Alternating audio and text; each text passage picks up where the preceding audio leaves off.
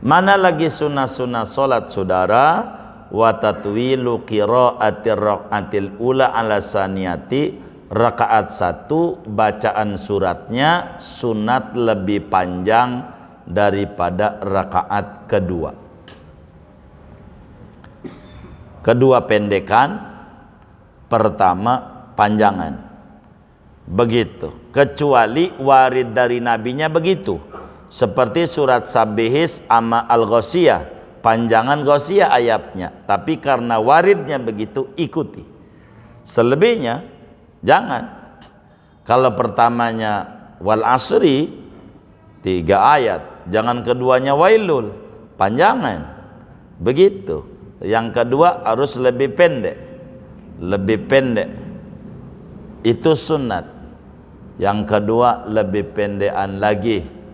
Yang kedua lebih pendekan lagi.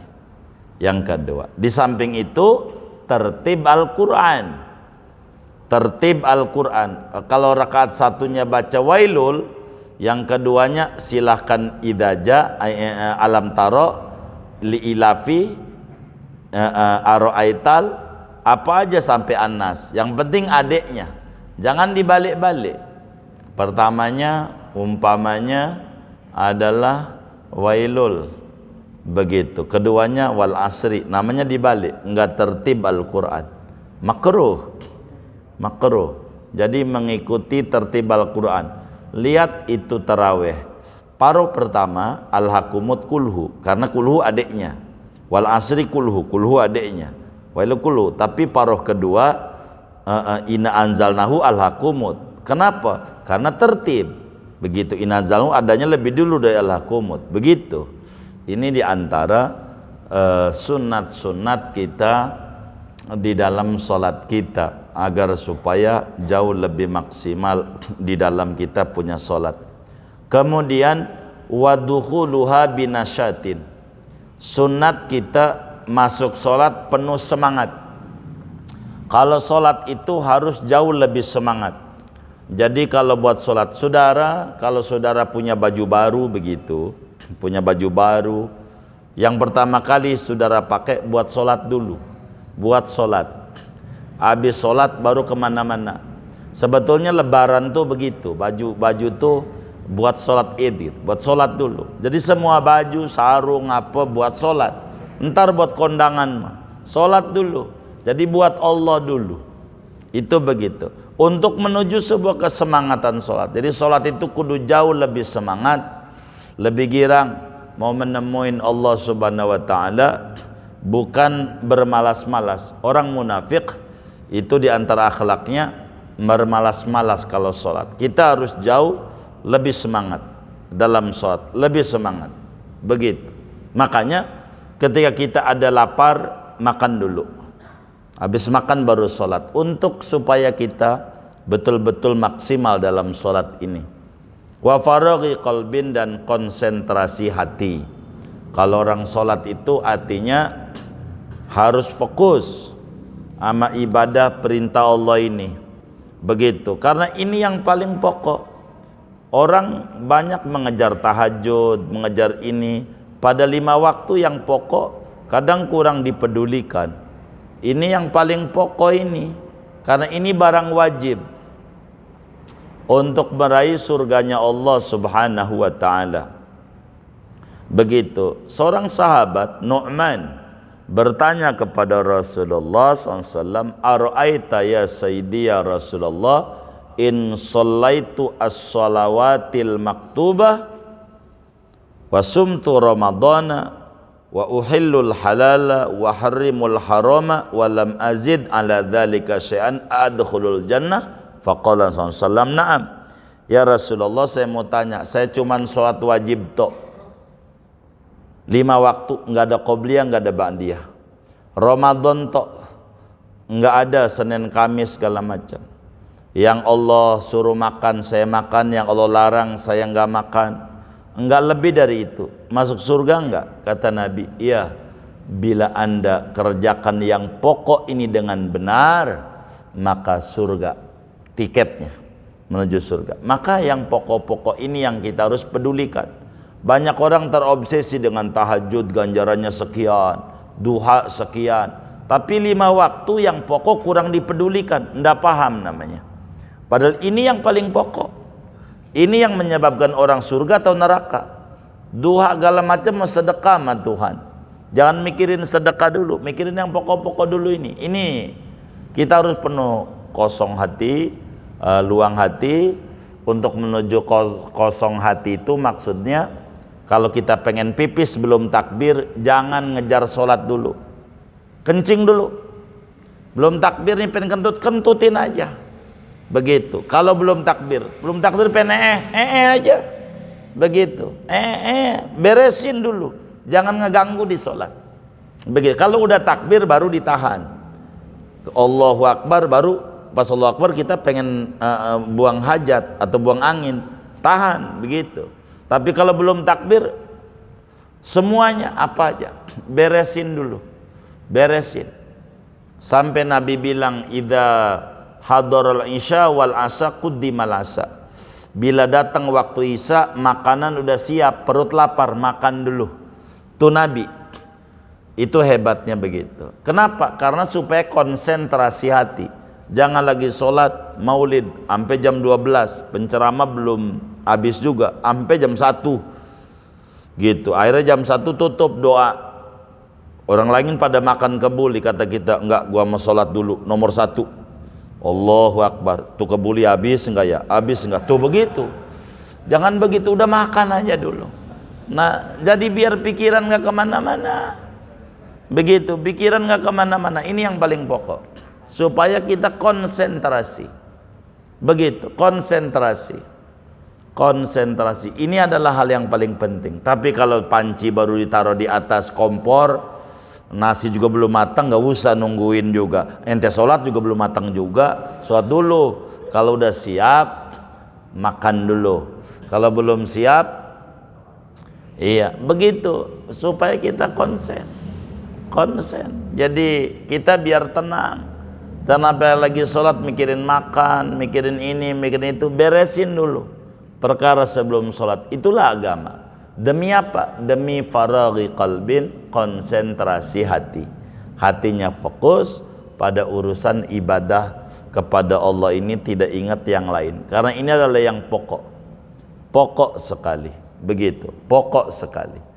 Ini diantara hal-hal yang disunahkan di dalam kita sholat. Segini aja dulu. Ada yang ditanya mungkin dari materi ini atau di luarnya, sebelum doa dipersilakan. Wallahu a'lam. Waalaikumsalam. Untuk menuju ke khusyuan, yang pertama, bolehkah di depan imam maupun di depan makmum ada tulisan-tulisan atau gambar-gambar? Yang kedua, ketika kita baca, kuping kita dengerin apa yang kita baca. Namun di sebelah kita ada yang baca keras. Kan apa yang kita baca cuma hanya kita dengarkan. Nah, yang membuat kita khusyuk di samping kita atau di belakang kita badannya keras. Ini gimana caranya? Baik, jadi ada beda antara kedengaran dan mendengarkan. Al-Quran yang disuruh idza quri'al Quran fastami'u, bukan fasma'u. Apabila Quran dibaca fastami'u, hayati, renungi, bukan fasma'u, kedengaran. Jadi kalau orang baca kencang dengan sendirinya siapa aja kedengaran, cuman kita mau fokus dengerin dia atau tidak. Karena kalau apalagi masjid pinggir jalan, tantin itu biasa masuk di kuping. Tapi kalau kita enggak mikirin itu, enggak apa-apa, angin lalu aja. Karena ketika ada yang bacaan kencang, kita malah terbawa sama bacaan dia. Namanya kita tidak khusyuk. Begitu. Namanya kita enggak khusyuk. Jadi kedengaran mah siapa aja yang namanya kuping kita waras, mesti masuk di kuping kita. Mau baca apalagi bacanya kencang, mesti masuk. Tapi masuk ini ada dua, ada kedengaran, ada mendengarkan. Kalau kedengaran cuman masuk aja, kita nggak fokus apa yang dia baca. Ketika terganggu, karena itu kita fokus sama bacaan dia, tidak sama urusan kita. Karena itu berbicara untuk menuju kepada khusyuk, kita makruh ada bacaan-bacaan, maka sholat itu jangan ada bacaan-bacaan, begitu, bacaan-bacaan. Sarung yang rada bagusan itu mereknya di depan, gitu, enggak dibaca. Kalau sarung yang rada murahan, mereknya di belakang, itu cirinya begitu, jadi dibaca. Iya begitu dah kira-kira. Nah dicek deh sarungnya dah tuh, dicek ya, murahan di belakang, itu yang bagusan itu di depan. Ya. Iya gitu, emang begitu. Jadi begitu. Jadi itu keciri antara sarung murahan sama bagusan itu. Iya, pakai sarung yang bagusan. Oh iya, dibalik aja katanya, itu teknis betul. Intinya jangan ada banyak tulisan ana, tulisan ini, tulisan itu, karena itu adalah mengganggu daripada kita punya sholat. Begitu. Nih kayak sejadah nih kan bagus, nggak ada tulisan-tulisan, jadi depannya kayak begini, ini sunat nih. Kalau kita kan ada gambar masjid depannya, makruh. Sholat kita tuh yang sejadah gambar masjid, gambar ini, ini kayaknya gambarnya kurang rapi nih, begitu gitu. Kayak gini nih, kan ada gambar-gambar, masih bagusan begini nih. Ini namanya pengurus masjid bener nih, yang kayak gini nih. Itu begitu, polos gitu. Itu depannya nih polos, kan nggak ada yang tulisan-tulisan. Begitu, iya luar biasa. Doain biar rezekinya luas ya Allah. Begitu, luar biasa. Itu harus mengerti. Itu begitu. Itu harus polos karena untuk menuju sebuah kekhusyuan. Kayak begini, cakep namanya. Itu wallah alam. Baik.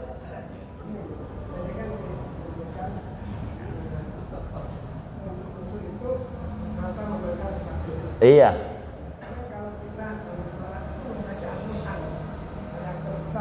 Iya, boleh aja. Demi menuju sebuah kekhusyuan. Iya. Ada orang begini, ada orang pengen menghatamkan Quran dalam sholat. Nah, bagaimana ini? Maka itu satu ajaran tersendiri. Karena kita nggak hafal, otomatis harus memandang.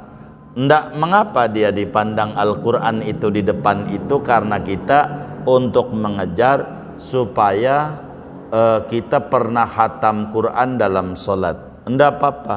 Meski ajaran sunnah memandang tempat sujud tentu nggak dapat, karena hidup adalah pilihan. Ketika dia nggak hafal pengen milih itu, kita nggak hafal Quran. Kalau yang hafal Quran enak, dia lihat tempat sujud sempurna, karena kita adalah pilihan. Kalau lihat tempat sujud enggak pernah kita baca Quran sampai khatam, maka kita pengen baca Quran sampai khatam, maka beberapa sunat ada yang lolos, itu enggak jadi masalah begitu. Enggak dapat, tentu sunatan memandang tempat sujud enggak dapat, tapi dapat sunat yang lain, memandang Al-Quran dalam sholat, itu juga ganjaran besar begitu. Tak kalahnya itu. Seperti demikian, enggak apa-apa, boleh saja, itu demikian. Wallahu a'lam. Iya baik. Iya.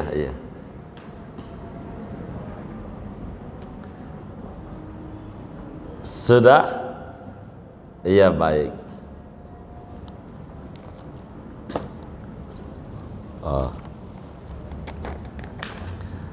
Saudara sekalian yang mulia, kita baca Fatihah.